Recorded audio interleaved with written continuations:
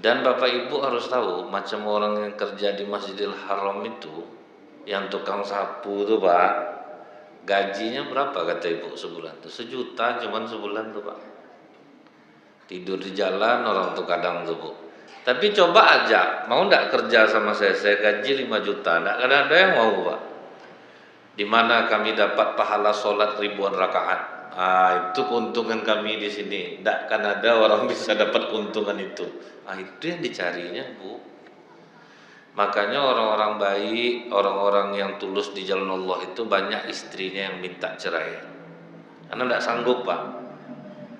Orang-orang relawan di jalan kebaikan itu Bu, ujiannya berat. Makanya takwa itu, kata Ubay ketika ditanya oleh Umar bin Khattab, seperti jalan yang berduri-duri. Bagaimana kau jalan di tempat yang seperti itu?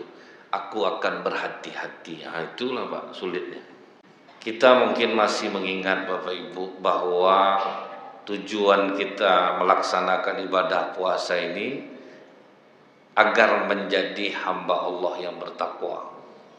Nah, kalau kita berhasil nih Bapak Ibu, bulan Ramadan ini banyak mengisinya dengan ibadah, dengan hal-hal yang bermanfaat untuk keimanan kita, maka nanti yang akan kita rasakan adalah wa may yattaqillaha yaj'al lahu makhraja. Kalau ada masalah, cepat dikasih Allah jalan keluarnya. Wa yarzuqhu min haitsu la yahtasib. Dikasih Allah rezeki dari arah yang tidak terduga-duga.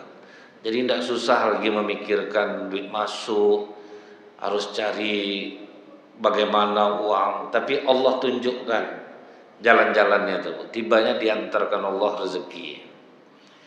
Nah, untuk menjadi orang yang bertakwa itu Pak, kalau Bapak Ibu ingat Nabi Yunus alaihissalam, Nabi Yunus itu dia berdakwah, mendakwahi raja dan masyarakatnya. Tapi karena dia orang biasa Bu, cemeeh yang dapat Pak. Jadi itulah risiko mendakwahi orang kaya, orang berkuasa. Karena kan kita tahu ya Bapak Ibu ya, masyarakat kita ini sering menilai dan mendengar itu maunya dari orang kaya Pak. Orang kaya ngomong walaupun tidak begitu berbobot omongannya Pak, ganggu-ganggu orang tua. Tapi orang miskin ngomong walaupun betul, jarang didengarkan orang. Makanya Rasulullah dulu mengatakan kepada para sahabat, kadang ada kalanya kita menarik orang dari perutnya. Maksudnya apa Pak? Berduit gitu. Itu dia. Untuk menarik orang kaya dulu siapa yang berdakwah? Abu Bakar Siddiq, Tolhah bin Ubaidillah, Abdurrahman bin Auf, Utsman bin Affan. Orang-orang kaya semua Pak. Jadi orang mendengarkan jadinya Bu. Kalau untuk kalangan orang-orang miskin baru Rasulullah yang maju. Pintu orang-orang kaya dicarilah yang selevel sama dia. Itu tidak bisa kita pungkiri di masyarakat Bu. Sedang makan kita nih ya, tekentut orang kaya, tidak akan ada yang marah Pak. Maaf Pak, tekentut saya, tidak apa-apa Pak Haji, bagus tuh Pak Haji. Di rumah sakit aja orang habis operasi nunggu kentut itu baru boleh makan Pak Haji. Kalau tidak boleh makan. Lagi pula kentut Pak Haji tidaklah bau Pak Haji, karena makanan Pak Haji itu terjaga, padahal pahit baunya Pak. Tidak ada orang berani komplain Bu. Tapi kalau orang miskin yang kentut, maaf Pak, kentut saya sakit, adab kau tidak ada, maka mengaji kau. Nah, itulah manusia pada umumnya itu Pak. Mungkin termasuk salah satunya kita juga. Kalau orang kaya ngomong begitu, kita dengar-dengar betul. Nah, ini kesulitan Nabi Yunus di dalam mendakwahi orang-orang kaya. Sampai kata Allah, aku kasih waktu 40 hari. Kalau sempat mereka tidak menerima dakwah kau, aku hukum mereka. Disampaikan oleh Nabi Yunus. Kalau tidak yakin kan dengan dakwah aku, 40 hari kalian tidak berubah, Allah akan turunkan azab. Malah kena cemeeh Pak. Ngapa nunggu 40 hari? Sekarang aja lah. Itulah kesedihan yang dialami oleh Nabi Yunus, Pak. Santai aja masyarakatnya waktu itu, Bu, sampailah di hari ke-40 itu. Tidak ada terjadi apa-apa. Putus asa Nabi Yunus. Kesal dia nengok kaumnya, bukan dia kesal karena Allah tidak menurunkan azabnya, Pak. Tambah menjadi bulian mereka itu. Ditinggalkan Nabi Yunus lah kaumnya tanpa izin Allah. Begitu Nabi Yunus pergi, hitam langit langsung. Melihat itu ketakutanlah masyarakatnya, Pak. Bertobatlah semuanya, tapi nabinya udah tidak ada, Pak. Disitulah Allah marah kepada Nabi Yunus alaihissalam, Pak. Di atas kapal itu, Bu, bukan main tinggi gelombang, goyang kapal. Akhirnya orang bersepakat, kita undilah siapa namanya keluar, buang ke laut. 3 kali diulang, nama Nabi Yunus juga yang keluar. Dibuanglah dia ke laut, itu hukuman dari Allah. Dimakanlah dia oleh ikan nun namanya. Setelah dia dimakan oleh ikan nun itu, Pak, di dalam perut ikan itu Nabi Yunus pun mengakui kesalahannya. La ilaha illa anta subhanaka inni kuntu minaz zalimin. Tidak ada Tuhan selain Engkau, Maha suci Engkau, aku telah menzolimi diri aku sendiri. Itu cara menjadi orang yang bertakwa tuh, Bu. Kita itu Allah sudah pesankan, wa ma asobakum min musibatin fabima kasabat aidikum wa ya'fu an katsir. Dan apa saja musibah yang menimpa kamu, salahkan diri kamu sendiri. Allah tidak ada salah, Pak. Kenapa Bapak Ibu susah hidup? Kenapa Bapak Ibu banyak penyakit? Kenapa orang tidak suka sama kita? Padahal kita udah rajin sholatnya, hidup susah juga, Pak. Berarti ketakwaan kita itu bermasalah, Bapak. Allah tuh nyuruh cek kesalahan kalian. Itu kalimat la ilaha illa anta subhanaka inni kuntu minaz zalimin ini. Akui kita yang salah. Carilah kesalahan kita itu. Saya kalau melihat orang rajin sholat jamaah, hidupnya susah, payah hidupnya, Pak. Ini hal yang tidak mungkin. Sebab Allah yang menjanjikan, wa'mur ahlaka bis-sholah, dan perintahkanlah keluargamu untuk sholat, wastobir alaiha, dan bersabarlah di atasnya. La nas'aluka rizqa, kami tidak minta rezeki kepadamu. Nahnu narzukuk, kami yang ngasih rezeki. Itu jaminan Allah, Pak. Kok bisa susah orang rajin sholat? Kita ceklah kesalahan kita tuh, Pak, di mana kenanya ini. Dan rata-rata orang yang seperti itu tuh tidak tahan uji dan suka mengeluh. Itu biasanya, Pak. Ngomonglah Bapak ke orang-orang rajin sholat yang payah hidupnya. Kadang kalau ditanya dia, Pak, bagaimana kabar Pak? Tidak tahulah. Payah betul sekarang nih. Saya tempat kerja saya itu, Ustaz, bos payah, Ustaz, berhitung dia. Dari situ kita tahu, kalau orang mengeluh berarti Allah salah, dia yang benar. Dia ingin takdir berjalan seperti apa yang dia inginkan. Apa nak marah Allah sama dia, Pak? Jadi siapapun orang yang suka mengeluh, memang payah hidupnya. Mau setaat apapun dia ibadah, Pak. Kenapa kok payah hidupnya, Pak? Misalnya saya habis mendengarkan cerita dia tadi, dia ngeluh. Saya ada kerjaan untuk dia itu tidak jadi saya kasih, Pak. Nanti saya kasih, saya lah diburukkannya nanti. Itu yang menyulitkan hidup orang rajin sholat tuh, suka ngeluh. Jadi yang harus kita coba ingat-ingat di diri kita nih, apa yang menyebabkan hidup kita susah tuh, kadang kita menggantungkan diri kita kepada manusia. Itu juga, Pak. Ingat saya ada pengusaha di Pekanbaru nih, Bu, ya. Dia kalau sholat berjamaah di masjid itu, habis dia sholat sedang berzikir itu dia ngadap ke jamaah tuh Pak. Dia bukan imam, cuma dia suka duduk nyandar tengoknya. Diperhatikannya orang sedang zikir Pak. Kalau sedih muka orang itu sedang zikir, sedang berdoa, dipanggilnya nanti. Ada masalah kamu? Ada Pak Haji, listrik mau diputus PLN. Berapa tunggakannya? 1.500.000. Belum pakai token kau lagi? Belum, ya udah, nanti aku bantu. Penting kau rajin ke masjid. Masih banyak Pak Haji. Kau apa masalah kau? Baru pindah jualan Pak Haji dari Tengkumar ke Sudirman. Jadi pelanggan banyak yang tak tahu. Nah, jadi udah berapa hari ini modal aja yang termakan Pak Haji. Aku pinjamkan kau modal. Penting kau ansur berapa kau kuat. Makasih banyak lah Pak Haji. Sejak Pak Haji itu mau membantu tuh Bu, asal ada Pak Haji itu sedih aja doa orang. Itu sifat orang rajin sholat Pak, yang menghancurkan hidupnya. Dia menggantungkan hidupnya dengan manusia, walaupun dia rajin sholat Pak. Jadi orang rajin sholat ini tidak usahlah kita sedih-sedih betul lagi Pak. Cari masalah dia sendiri, Allah bukakan jalannya itu. Jadi pengeluh suka menggantungkan hidup kepada orang lain, manusia jadi Tuhannya itu Pak. Sampai dari risau Pak Haji itu Bu, ke masjid dibuatnya.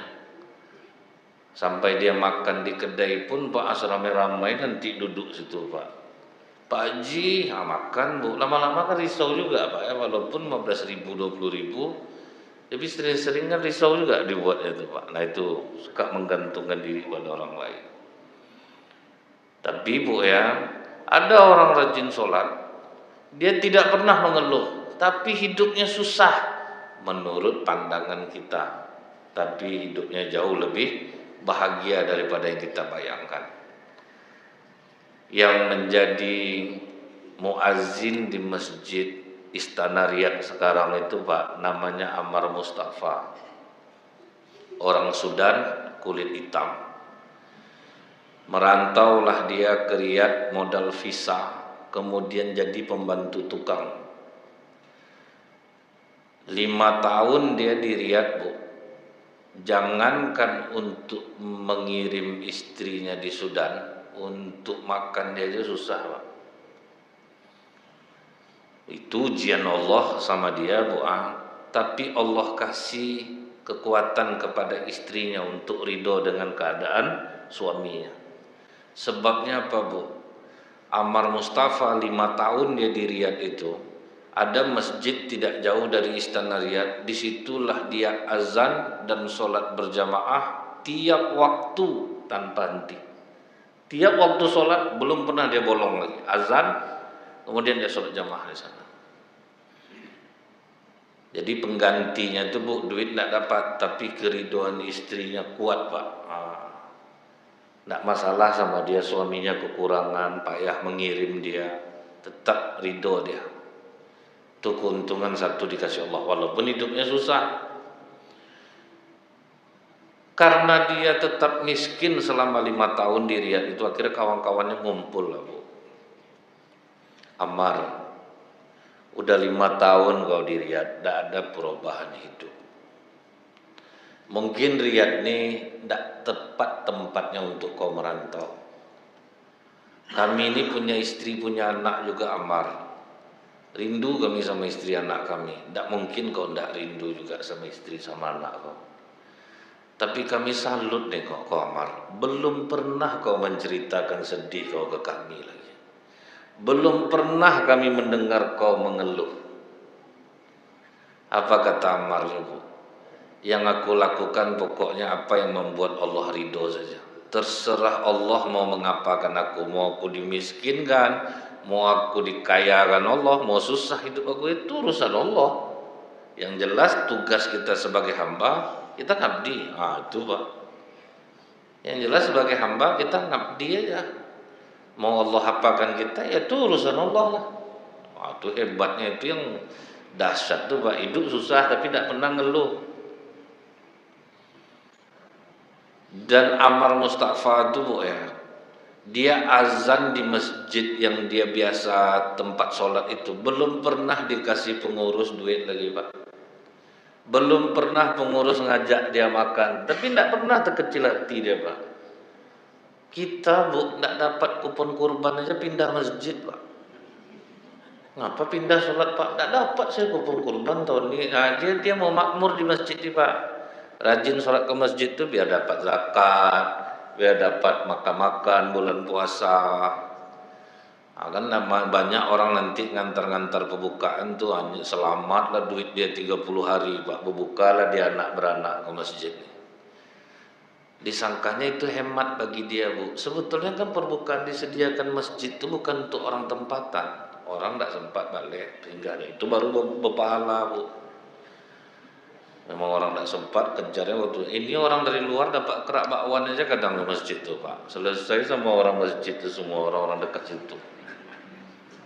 Apa guna dibuat tuh kalau tidak bunyikan betul pengumumannya, mari kita buka bersama di masjid, bawalah anak saudara kita ke masjid, makan kita sama-sama di masjid, baru bagus. Tapi kadang diumumkan kan untuk orang yang tidak sempat pulang singgah dia ke masjid kita, itu baru bagus. Ini tidak 5 orang anak 5 dibawa ke masjid, hemat dia Pak belum puasa tuh, menurut dia. Ibu tahu enggak, lepas bulan puasa diambil Allah nikmat tuh balik Pak. Sakit anak, rumah kena, ini Pak macam-macam Pak. Jadi tidak ada yang gratis Bu. Apa yang kita buat tidak ada yang gratis. Allah tahu niat kita. Kalau orang yang tinggal di masjid memang diantarkan pembukaan wajar. Tapi kalau masyarakat lah berbuka di masjid, nah itu tidak wajar. Bukalah di rumah masing-masing. Jangan bakwan masjid itu juga yang diambil resolesnya. Dan itu diambil. Saya dari ketawa ibu tahu saya Bu, memang banyak di sini, memang banyak. Robahlah tuh Pak. Kalau ada berubahlah. Kadang saya ini lembut-lembut tapi menyakitkan juga kadang Pak ceramahnya ini. Tapi memang itu yang terjadi fakta di lapangan Pak. Kasihan kita nanti selepas Ramadan hancur hidupnya. Karena dia mengambil yang bukan hak dia. Dengan niat untuk berhemat dia selama 30 hari itu. Nah kemudian Pak, Ammar Mustafa ini tidak pernah lah menceritakan ke orang parah pengurus masjid itu. Azan aku tiap waktu sana belum pernah diajaknya aku lagi makan. Tidak ada Bu. Dan Bapak Ibu harus tahu, macam orang yang kerja di Masjidil Haram itu, yang tukang sapu tuh Pak, gajinya berapa kata Ibu sebulan tuh? 1 juta cuman sebulan tuh Pak. Tidur di jalan orang tuh kadang tuh Bu. Tapi coba aja, mau ndak kerja sama saya gaji 5 juta, ndak ada yang mau Pak. Di mana kami dapat pahala sholat ribuan rakaat. Itu keuntungan kami di sini. Tidak kan ada orang bisa dapat keuntungan itu. Itu yang dicarinya Bu. Makanya orang-orang baik, orang-orang yang tulus di jalan Allah itu banyak istrinya yang minta cerai. Karena tidak sanggup Pak. Orang-orang relawan di jalan kebaikan itu Bu, ujiannya berat. Makanya takwa itu, kata Ubay ketika ditanya oleh Umar bin Khattab, seperti jalan yang berduri-duri. Bagaimana kau jalan di tempat yang seperti itu? Aku akan berhati-hati. Itulah Pak sulitnya. Memang sulit Bu. Ada guru relawan yang digaji 250.000 setahun. Setahun 250.000 Pak. Jadi dari mana Bapak dapat tambahan, kata bupatinya Bu. Jual sayur, ngantar-ngantar sayur, itu dapat tambahan. Tapi akhirnya istri saya tidak sanggup, minta cerai dia jadinya. Sekarang gimana gaji Bapak? Alhamdulillah Pak, sudah naik 200.000 sebulan. 200.000 sebulan Pak. Tapi tidak ada mengeluh. Kita kadang minta tolong aja, aku kok tidak jelas angka-angka, malas aku Bang. Saya minta tolong angka-angka yang diingat ya Pak. Macam kami ustaz-ustaz ini kadang duduk amplop masjid yang dibahasnya Pak. Berapa amplop masjid itu? Sedikit ya. Aku kemarin dapat segini. Parah Pak. Angka-angka ini memang merusak ke jiwa betul ya. Merusak betul ke jiwa. Saya Bu ya ceramah, ada satu masjid di Pekanbaru nih. Dikasihnya saya di atas ekspektasi orang banyak Pak amplopnya.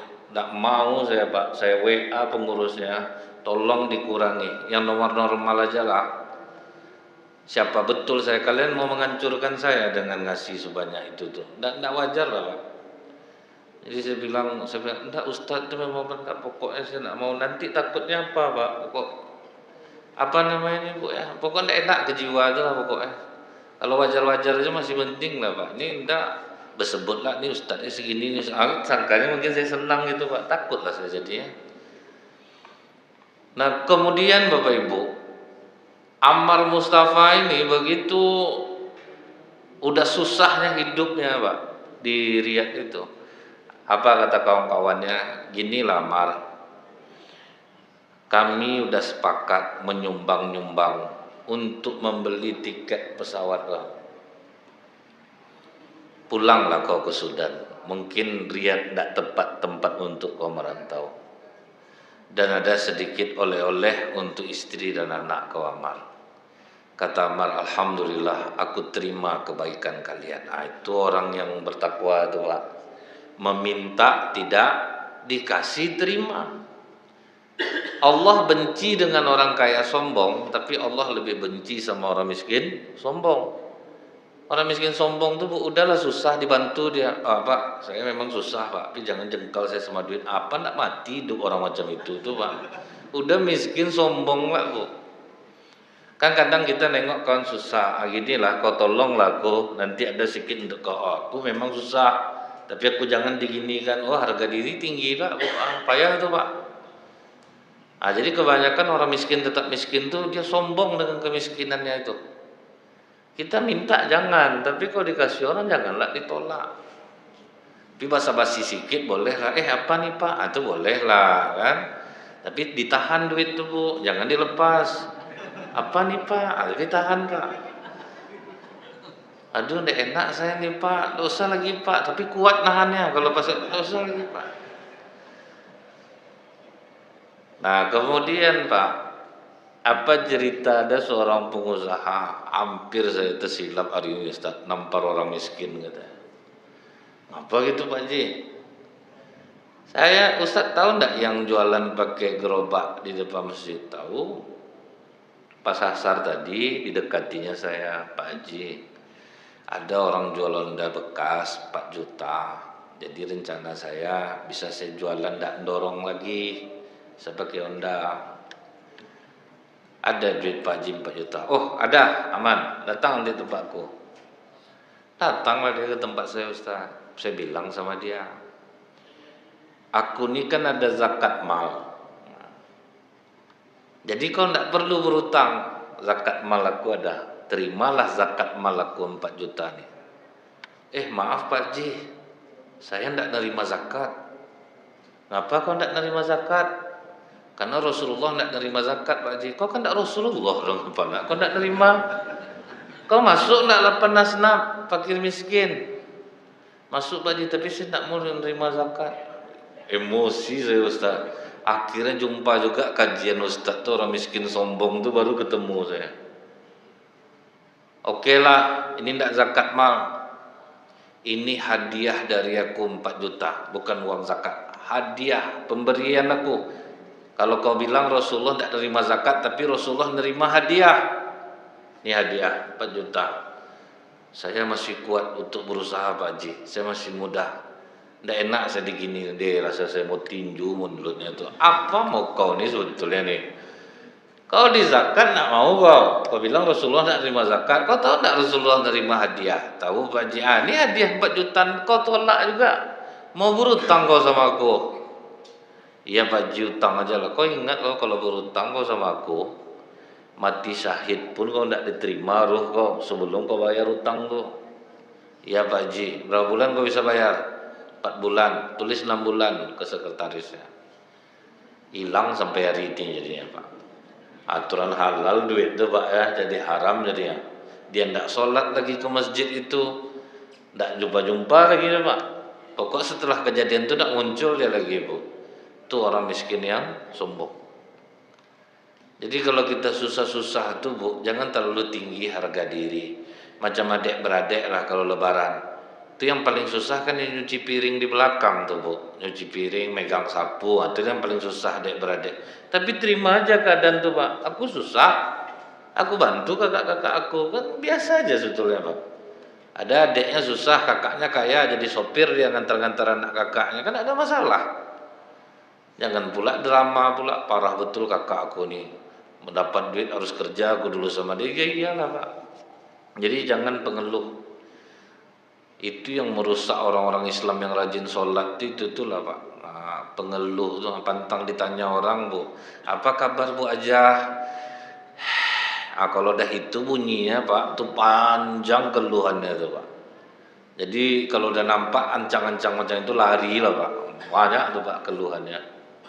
Dimakan obat ini berdebar jantung, ditinggalkan obat ini pengencing kita, kan payah kita mikirkannya tuh Pak. Nah, cobalah kau bayangkan, disuruhnya kita membayangkan penyakit dia Pak, apa enggak tambah rusak otak kita dibuatnya. Setelah diterimanya duit kawannya Pak, besok dibelinya tiket Bu, dibelinya oleh-oleh. Langsung dia pergi ke masjid tuh, enggak nukang dia hari itu Bu. Itulah perpisahan dia dengan masjid tuh Bu. Azan dia dari subuh, zuhur, asar, maghrib, isya. Habis isya pamit dia Pak. Dan tidak ada pengurus yang nyelipkan amplop untuk dia duit. Karena memang itu tujuannya Pak. Enak jadi orang tulus tuh Pak. Bahagia betul lah saya Bu. Dia tidak ada niat apa-apa. Kemudian Bu, begitu dia pergi jalan kaki lah, dia tidak ada lah yang ngantar, jalan kaki dia ke bandara Pak, dengan wajahnya yang ceria dia bisa pulang, tidak ada dipikirkannya apa-apa nih. Setelah sampai di bandara jam 4 subuh, dia nunggu sholat subuh, selesai sholat subuh berangkat jam 10, tidur-tidurlah dia dulu. Jam 8 dengar pengumuman Pak, Amar Mustafa tujuan Sudan, ditunggu di ruang VVIP. Amar Mustafa berulang-ulang, ini namaku nih. Pergilah dia Bu ke ke ruangan operatornya itu, customer service. Saya namanya Amar. Oh ya udah, tolong bawa dia ke ruang VVIP. Sampai di ruang VVIP rupa ada laki-laki tegap-tegap 2 orang. Kau Amar? Ya, pangeran nunggu di dalam. Rupa pangeran Istana Riyadh Pak. Mau pulang kau Amar? Iya Tuan. Berapa tahun kau sudah di Riyadh? Sudah 5 tahun Tuan. Berapa gaji yang paling besar yang kau pernah terima? Tidak tentu juga Tuan, kadang uang tuh langsung terpakai. Ada apa Tuan? 5 tahun aku dengar suara kau dari masjid istana tuh Amar. Subuh tadi tidak terdengar lagi. Risau aku. Aku udah tanda betul suara kau. Wah kemana nih yang azan biasa? Habis aku dari masjid Istana Riyadh, aku pergi ke masjid yang kau biasa azan. Aku tanya mana yang biasa azan. Mereka bilang kau sudah pulang. Berangkat jam berapa dia? Jam 10. Berarti masih dikejar nih, makanya aku kemari. Dan alhamdulillah kita berjumpa Amar.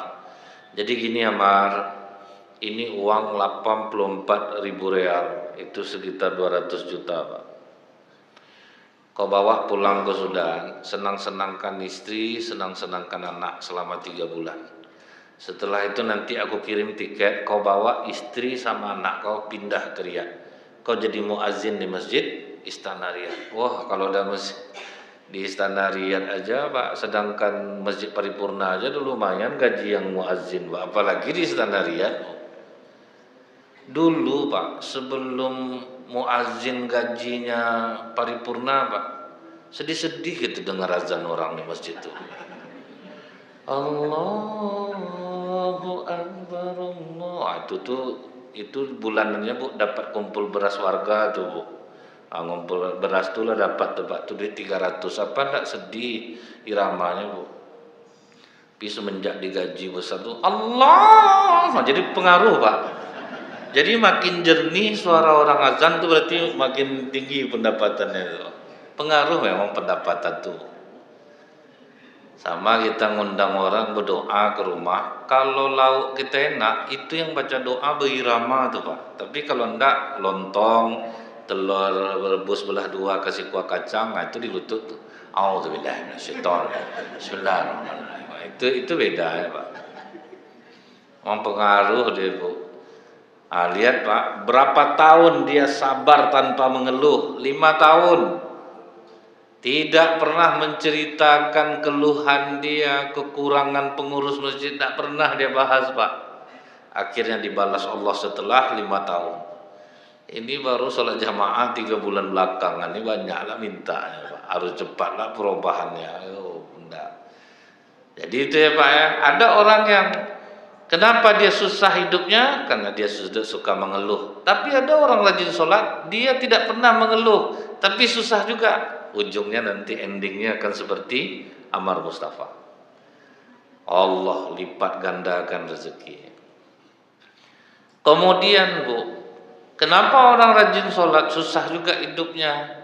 Padahal dia tidak pernah juga mengeluh, tidak pernah dia menggantungkan hidupnya sama manusia. Tapi kenapa dia susah juga? Jadi itulah Bu, takwa ini jalan yang berduri Bu, harus kita urut dia Pak. Rasulullah ketika hendak melaksanakan sholat subuh berjamaah, setelah Bilal iqamah itu Pak, diperhatikan Rasulullah ke belakang. Ditengok Rasulullah, rupanya Ali bin Abi Thalib karamallahu wajhah belum datang Bu. Rasulullah tahu semangat sahabat untuk sholat berjamaah itu, mereka lebih mencintai daripada anak dan istri ya. Jadi tidak mungkin Ali tidak datang. Kata Rasulullah, kita tunda dulu sholat subuh. Ditunda Pak. Tapi karena udah cukup lama, dikhawatirkan waktu habis, akhirnya sholat pun dimulai. Rakaat pertama selesai, naik Rasulullah rakaat yang kedua. Begitu Rasulullah rukuk di rakaat yang kedua, turun malaikat Jibril, ditahannya punggung Rasulullah.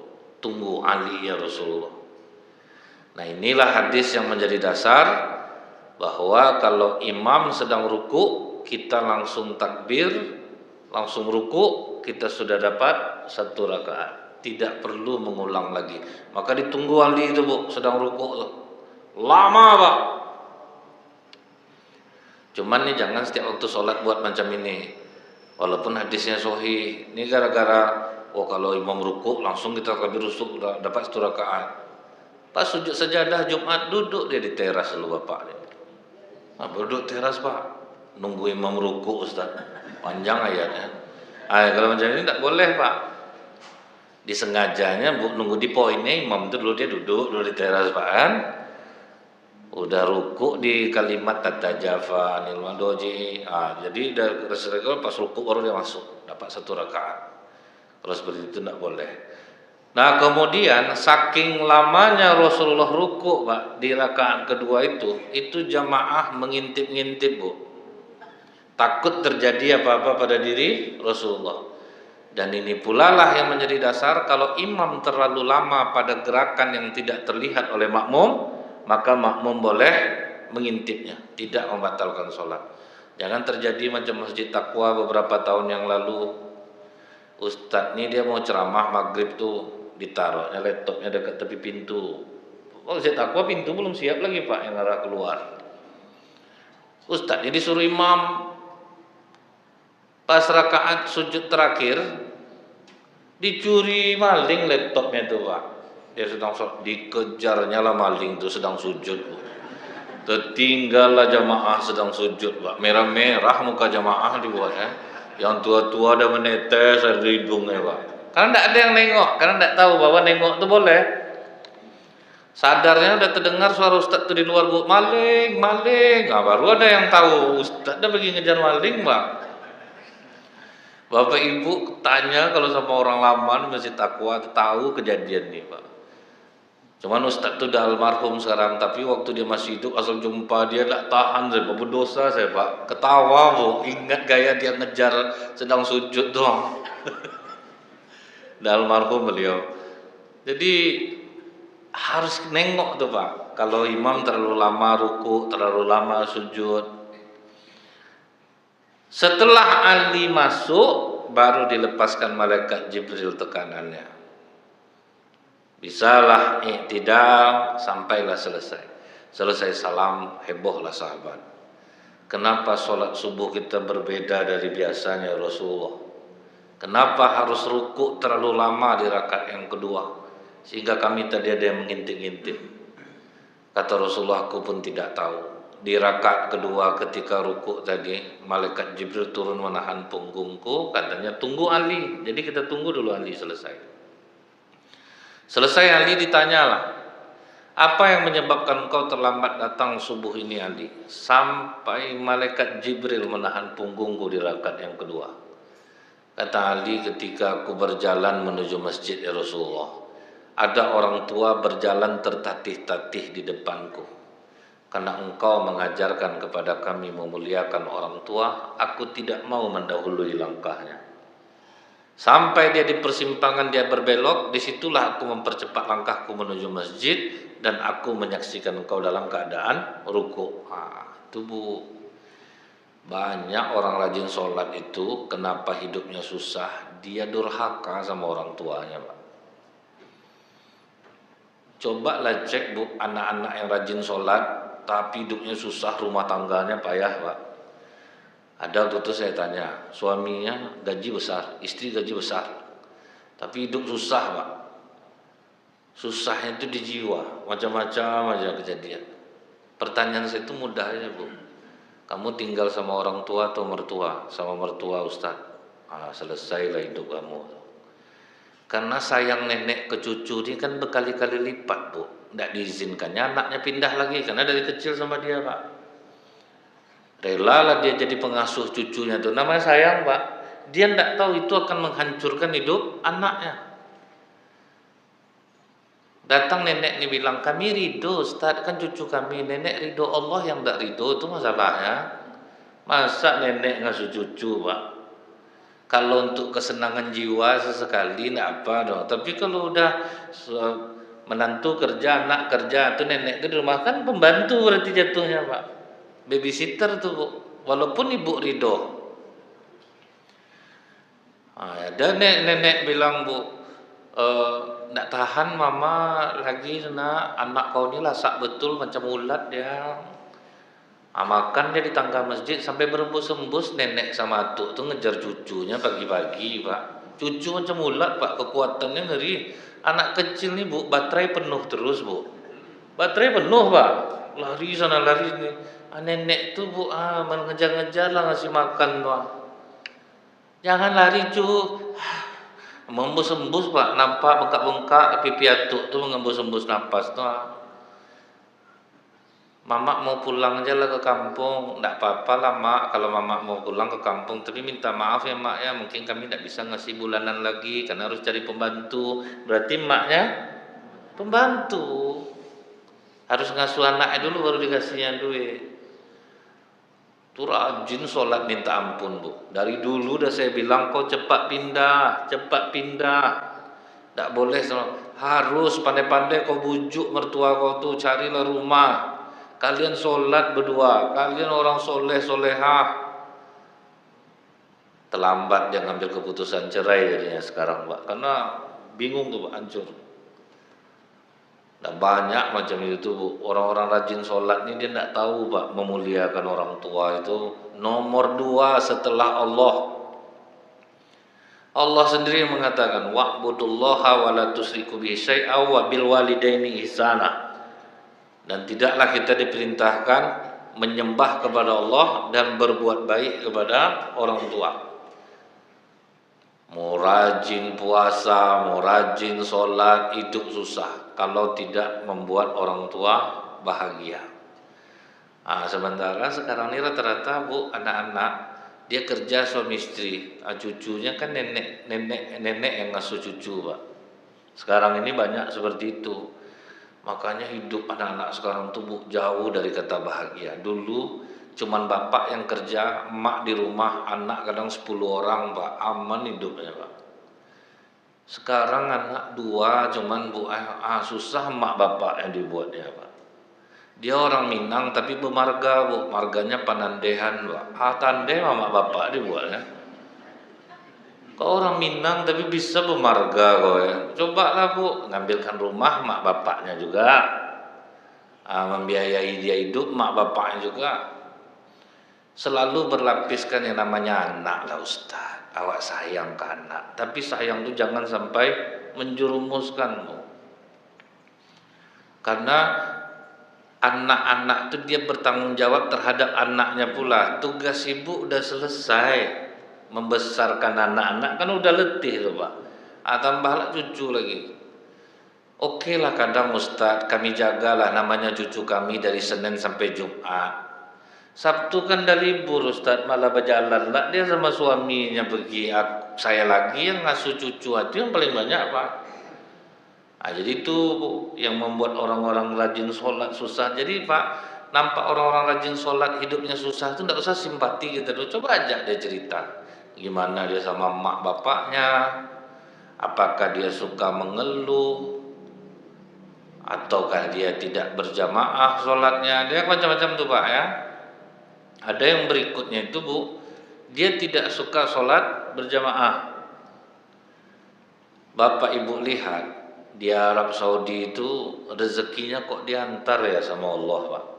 Berapa ribu jamaah umroh setiap hari, berapa juta jamaah haji setiap tahun. Orang sana santai-santai duduk, duit datang. Pekanbaru ini aja Bu, PON aja, tidak berapa orang yang datang Pak, udah berputar ekonomi langsung Pak. Acara PON waktu itu ingat saya itu. Segitu baru, apalagi berjuta orang tiap hari Pak. Duit berputar yang ngeri di Arab Saudi itu. Adalah pengusaha baja di Serang Banten. Ditengoknya apa yang membuat orang Arab ini kok kaya-kaya dan mereka tenang-tenang aja Pak hidupnya. Rupanya pas dilihatnya Bu, batasan orang itu bekerja itu azan lah. Begitu azan berkumandang, semua kegiatan langsung mereka hentikan. Toko tutup, mal tutup, kantor tutup, berduyun-duyun pergi sholat berjamaah. Apa ndak diantar Allah rezekinya tuh Pak? Kita ada ndak macam itu? Jadi ndak bisa juga Allah kita salahkan. Udahkah kita membuat Allah senang? Allah suka dia Bu nengok kita sholat berjamaah. Rasulullah pun suka menganjurkan kita sholat berjamaah. Makanya sahabat itu di dalam kesusahan mereka bahagia karena mereka sholatnya berjamaah. Jadi ada pengusaha baja di Serang Banten. Begitu dia melihat itu Pak, oh berarti ini rahasia orang di sini ya. Kenapa mereka kaya tapi hati mereka tidak terikat dengan kekayaan itu. Hati mereka tenang Bu. Kalau kita kan salah bawa sendal aja ke masjid kan tidak tenang taraweh lagi Pak. Terpaksa lah sholat dekat samping pintu tuh Bu. Jadi sambil sholat tuh ditengoknya juga sendalnya itu. Masih terbawa dunia ya. Bawa mobil risau. Dan yang hebatnya misalnya adalah pengurus masjid yang macam di Jogokarian tuh Bu ya. Itu tenang semua hati jamaah sholat di dalam doa. Tulisan di luar parkirnya tuh Ibu apa? Hilang mobil Bapak Ibu, kami ganti baru. Berapa kaya pengurusnya tuh Pak. Hilang sepeda motor, kami ganti dengan merek yang serupa. Hilang sepatu sendal, kami ganti. Apa ndak senang orang jamaah situ Pak, kan santai aja. Tapi masjid-masjid kita Bu, tolong kunci ganda kendaraan Anda. Karena kalau hilang bukan tanggung jawab pengurus. Apa ndak berdenyut jantung kita sembahyang Pak. Ini ada yang tanggung jawab Pak. Kalau dipikir-pikir kan Bu, kok royal betul mereka ya. Mereka itu duit masjid itu hanya singgah saja Pak. Langsung distribusi. Jadi orang yang menyumbang tuh langsung rasa efeknya. Makanya bangun hotel masjid jadi lebih-lebih duit itu Pak, bangun hotel. Jadi orang tuh bisa ganti-ganti mobil orang tuh dari hotel mereka Bu. Jamaah dikasih nginap gratis 3 hari. Lebih dari 3 hari itu apa mau tetap di sana dilayani juga atau mau tempat yang berbayar. Bila ternyata jamaah udahlah kami mau tempat yang berbayar aja, enggak mau yang gratis. Itu loh Bu, makin banyak duitnya tuh, makin disedekahkannya makin bagus masjidnya Pak. Jumlah jamaah sholat subuhnya walaupun tidak Ramadan Pak sama dengan jumlah jamaah sholat Jumat sampai keluar tuh kalau subuh tuh. Orang Pekanbaru pengurus masjidnya banyak yang studi banding ke sana, tapi tidak ada yang berani membuat itu di Pekanbaru Pak. Karena mengurus masjid ini kebanyakan gini Bu, kulturnya tuh tidak sama dengan kultur orang di sana. Orang kita sini ini Bu nyumbang sedikit cemeh kadang Mbak itu tuh tidak tahan kita kadang Mbak ya. Sedangkan duit 20.000 aja didengarnya ke rumah. Ada tadi diumumkan sumbangan mama 20.000 untuk almarhum bapak, bayangan. Sementara di Jogokarian tuh Bu tidak ada lagi pakai nama donatur, tidak ada yang sanggup Pak. Kalau itu betul juga kata pengurus Pekanbaru, kultur masyarakat kita tuh beda, payah membawa itu tuh. Di sana Bu udah tidak ada lagi pakai nama orang nyumbang Bu. Sama sekali tidak ada nama. Kita tidak tahan Pak pas acara hati-hati terus nampak muka sedikit Bu. Hamba Allah, ibu aja. Sama tuh Pak, nampak orangnya tuh. Bagus nama betul lagi. Nah, emang itu kultur kita Bu. Nah kemudian kenapa mereka hidup tenang itu? Oh ternyata mereka sholatnya berjamaah. Pulang pengusaha baja ini Pak ke Indonesia, ke Serang Banten itu, dikumpulkannya lah seluruh karyawannya Pak. Mulai besok 10 menit menjelang azan matikan mesin, 10 menit menjelang asar matikan mesin, kita sholat jamaah. Maaf Pak Haji, kalau kita matikan mesin setiap waktu sholat itu, estimasi kerugian kita sekitar 30 juta satu kali mematikan mesin. 2 kali 60 juta, kali 6 hari kerja 360 juta, kali 1 bulan ada berapa miliar. Kata bosnya ini, tidak usah itu kita pikirkan, kita buat apa yang buat Allah senang, biarkan Allah yang memikirkan kita. Dan terbukti Bapak Ibu, coba nanti tengok di YouTube Pak, pengusaha baja di Serang Banten yang mengutamakan sholat jamaah. 1 miliar rugi, 10 miliar diganti oleh Allah. Di Pekanbaru siapa yang berani mengamalkan itu? Rote. Nah, itu yang baru berani mengamalkan Pak, menutup seluruh tempat usahanya ketika waktu sholat. Apakah tambah hancur Rote? Ternyata tidak, tambah besar Rote Pak. Apalagi kalau di Pekanbaru nih, Andala Sport, itu juga ada juga di sini kan. Mereka tidak menutup, tapi karyawan laki-laki semua disuruh sholat jamaah. Ada lagi Indonesia Tekstil, itu seluruh karyawan laki-laki sholat berjamaah. Karena itu itulah yang paling dahsyat itu tuh Bu ya. Jadi kalau kita hidup susah di jalan kebaikan, coba urut lagi di mana kena kita, maka kita nanti akan ketemu semua adalah salah kita. Jadi yang ditunggu Allah sekarang ini bukan hanya sekedar istighfar kita tuh Bapak Ibu, mengakui kesalahan kita. Ngapa nak benci sama aku? Padahal yang aku suruh yang baik-baik aja, benci dia sama aku. Kadang cara kita menyuruh itu Bu ya, kita tidak bercermin bagaimana kita ketika sebaya dia. Padahal jahat emak daripada anda lagi Pak. Cuman banyak ibu-ibu nih Bu macam dia lah orang paling baik di dunia ini.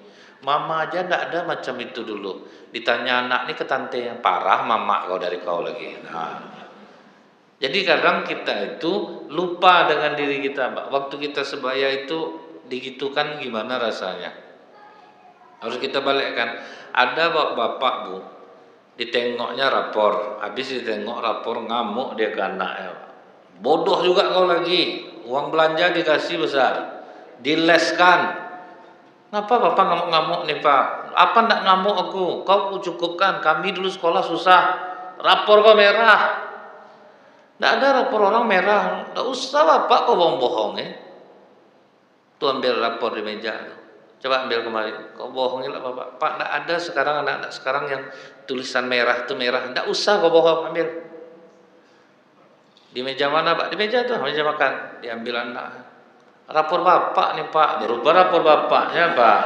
Emaknya tadi ngasih contoh bagus kalau dari bapak kau nak, nih rapor bapak kau dulu. Macam hebat betul lah Pak kan. Itu Bu. Jadi Saya sering juga apa, padahal yang saya suruh tuh baik Ustadz, anak saya melawan kepada saya. Saya kalau dengar kalimat itu Bu, apa ibu ini tidak bercermin dia ke diri dia, kenapa anak aku benci ya sama aku. Seharusnya kita nyari Bu, di mana letak kesalahan. Oh ya, aku suka kasar, aku suka ini, suka sok tahu. Kan banyak ibu-ibu nih sok tahu gitu Pak. Maunya kau gini nak, seharusnya kau gini. Aku lakukan ini. Jadi malas anak tuh ngomong sama ibu. Walaupun ibu ngajar dia yang baik-baik, kan banyak ibu-ibu nih Pak serba salah dia. Anak dibuatnya Bu, dimarahinya anak, diam aja anak, ngamuk juga dia. Kau kalau dimarahkan tuh menjawab kau sikit, jangan macam orang bisu kau. Besoknya dia marahnya anak, menjawab anaknya Pak, iya mama tuh menjawab juga kamu lagi, durhaka kamu jadi anak tuh, menjawab kamu tuh bingung anak nih Bu. Kemarin diam aja aku suruh jawab, sekarang jawab aku salah juga. Jadi itulah Bapak Ibu ya, mudah-mudahan kita menjadi orang-orang yang mencari kesalahan kita, bukan melihat kesalahan orang lain. Setelah kita dapat nanti kesalahan kita istighfar ke Allah tuh padat jadinya Pak. Karena kita tahu, oh ternyata musibah yang menimpa aku selama ini karena kesalahan aku sendiri. Allah sama sekali tidak salah, aku yang tidak memenuhi hak Allah. Subhanakallahumma bihamdika asyhadu an la ilaha illa anta astaghfiruka wa atubu ilaik. Assalamualaikum warahmatullahi wabarakatuh.